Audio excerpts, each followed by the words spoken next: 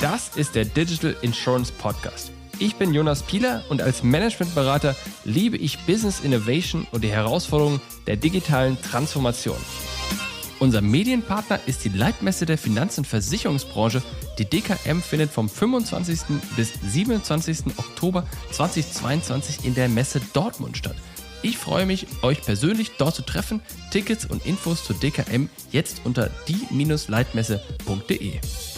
Heute hörst du hier, wie Digitalprofis auf den digitalen Wandel in der Versicherungswirtschaft blicken.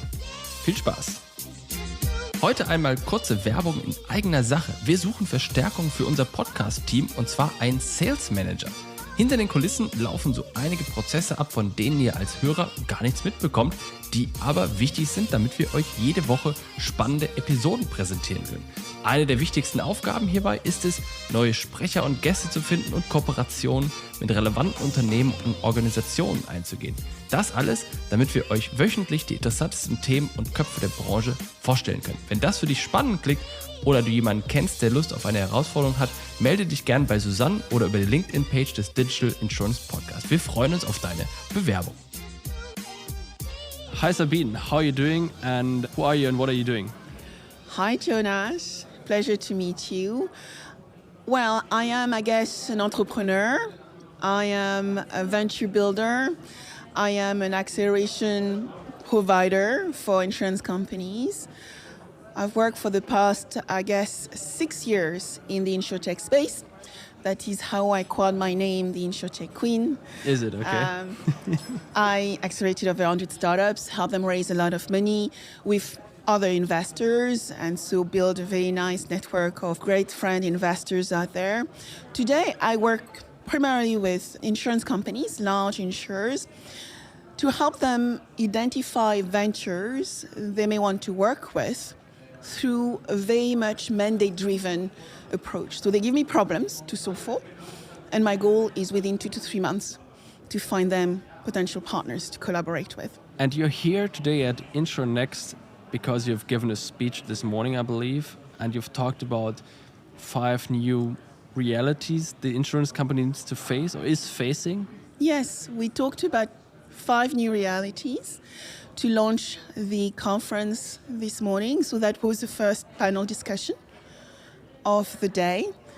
The 5 new realities we dived into included first remote work and hybrid working. So what we found that through some research and some work I've done recently is that 71% of people would rather work from anywhere in the world than work from an office. Right. 13% only of people would want to go back to the office. And at the same time, based on our research, we also learned a little bit more about the Great Resignation, where 35 million of Americans decided to leave their jobs since last year and still continuing this year, to take a little bit more of a portfolio approach, work-life balance, and finding opportunities which are much more relevant for them. So that was the first reality we talked about. Second was around ESG, environmental, social, and governance structure. And the point we wanted to make here is that whilst a lot of corporations works on the environmental, so think about weather forecasting, climate intelligence, well, social innovation is less so, as well as governance structure. So a lot of innovation is coming to market. Based on my research, sustainability tech is around 350 billion investment market. So I look at everything from where the investor put their money.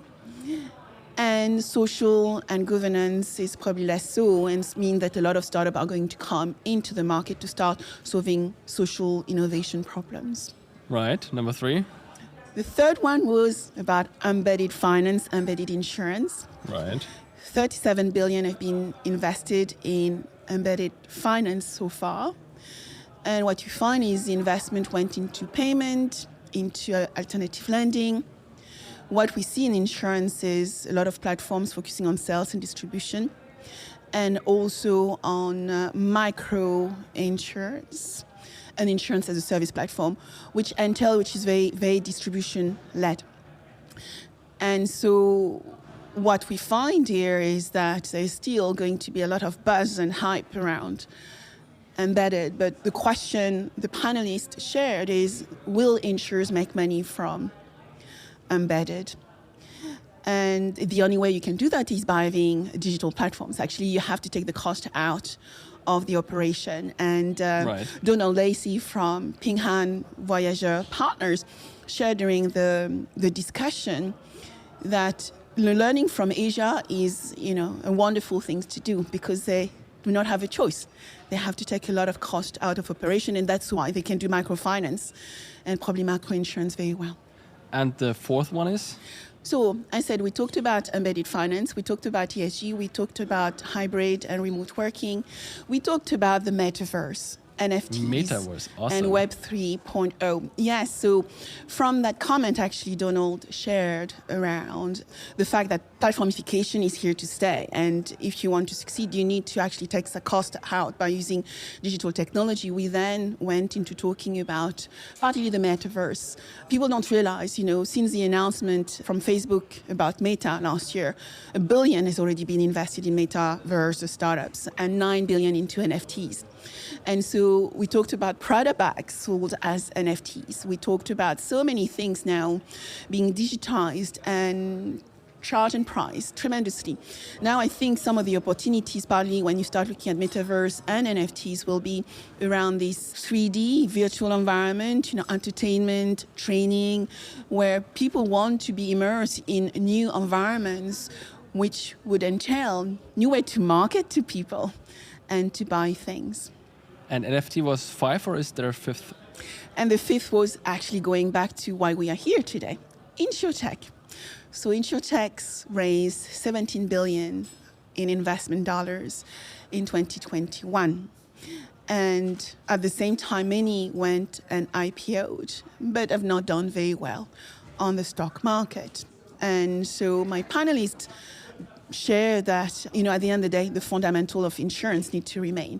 If you think that GWP is revenue, well, you are looking at the problem in the wrong way.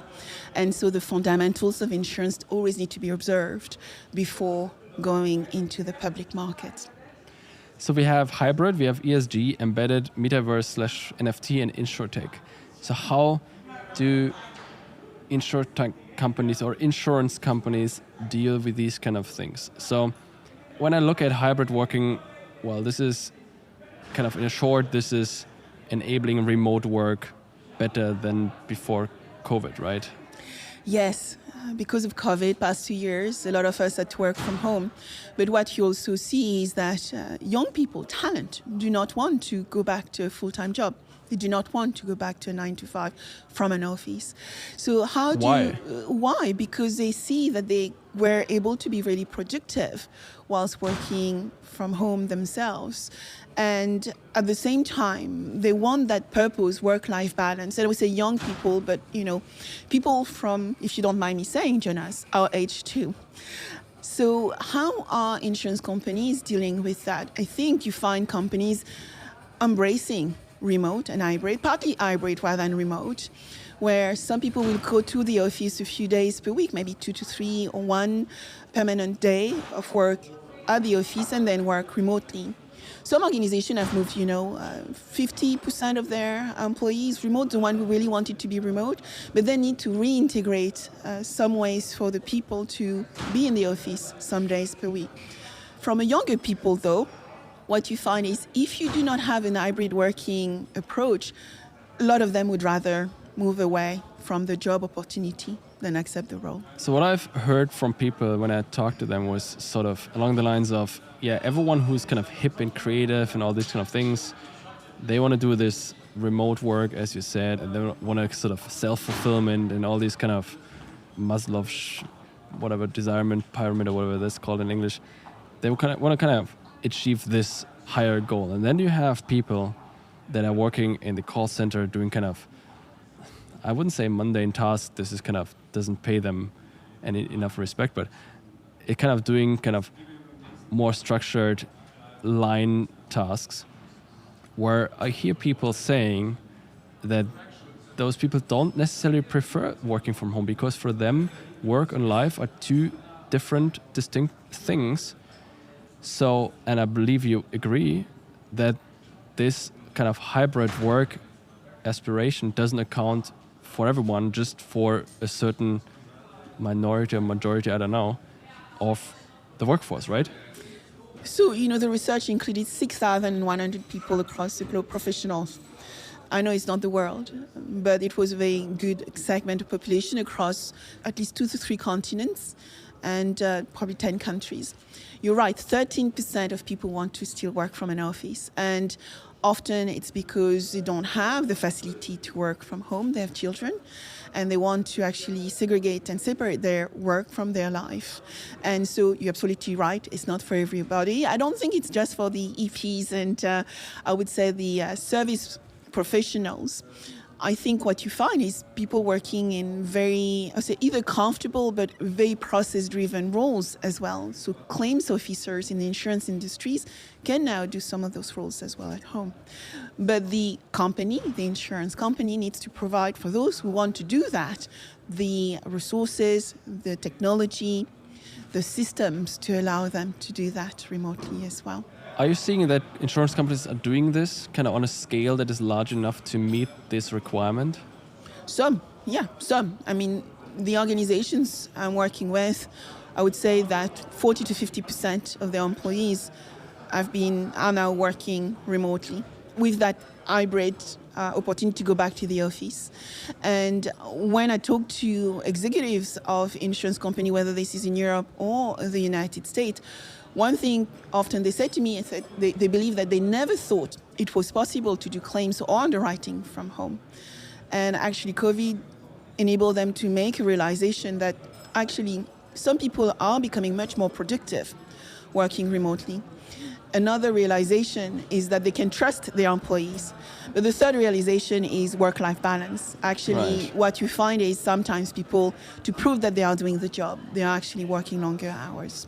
So how about culture? Where does culture fit in those 5 new realities? It plays a role everywhere, doesn't it? Culture, I think, touches everything. If you don't have culture, you can't do hybrid or remote working very well. And when you look at ESG, partly if you want to recruit new talent, the reason why talent would want to work for a company is often because of culture and purpose.